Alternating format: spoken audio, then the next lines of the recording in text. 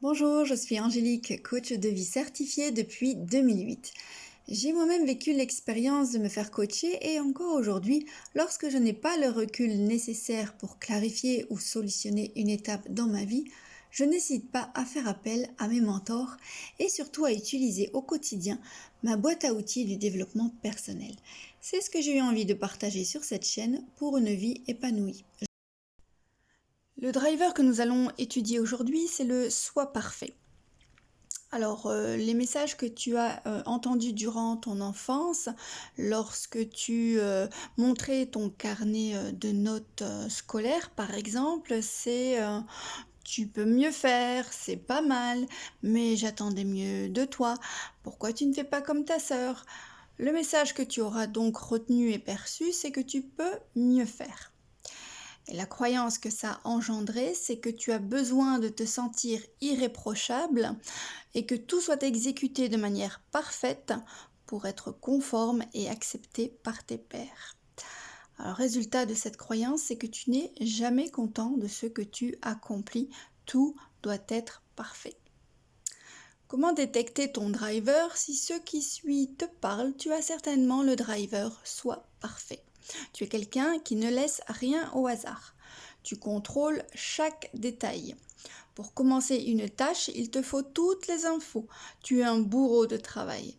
Tu corriges constamment les autres quand ils font des fautes. Les problèmes que ça engendre, eh bien c'est dur pour toi de déléguer aux autres. Ils vont faire moins bien que ce que tu en attends. Du moins, c'est ce que tu crois. Tu attends des autres qu'ils fassent comme tu le dis. Tu as donc des difficultés à être à l'écoute des autres. C'est difficile d'entendre une critique qui pourtant pourrait être constructive. Entendre une critique, pour toi, c'est plutôt un signe de ton incompétence. Enfin, c'est comme ça que tu le traduis. Tu as toujours peur d'oublier quelque chose, tu es souvent très tendu, jamais satisfait, tu peux mieux faire. Du coup, toujours recommencer, modifier, en visant la perfection qui, bien entendu, n'existe pas, faut-il le répéter. La tâche en devient donc interminable. Tu te noies dans les détails. C'est ce qui peut amener une perte de sens. C'est ce qui peut amener les autres à les fatiguer, qui finissent par s'embrouiller par tant de détails. Tes faiblesses, c'est que tu te noies dans des détails, que tes plans de réflexion sont trop longs et ne passent pas rapidement à l'action. Bien évidemment, pour tout cela, tu as dû développer des parades qui sont devenues des qualités et des forces. Tu es quelqu'un qui ne laisse rien au hasard, tu es minutieux. Alors voyons maintenant comment tu peux diminuer ton taux de stress en te donnant des antidotes ou des challenges. Alors les antidotes, ça peut être des petits post-it que tu mets sur tes armoires pour te rappeler chaque fois que tu as des autorisations. Par exemple, tu peux te donner le droit de faire des erreurs. Ça arrive. Tu peux lâcher prise sur le résultat. Accepte aussi que tu as tes limites. Tu n'en restes pas moins quelqu'un de très compétent. Sache-le.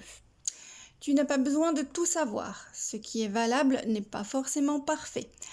Concentre ton soi parfait sur les choses vraiment très importantes. Un coach peut t'aider à fixer des critères de réussir smart avec des délais réalistes, à faire la part des choses entre l'essentiel et l'accessoire. Vérifie ce que l'on attend de toi.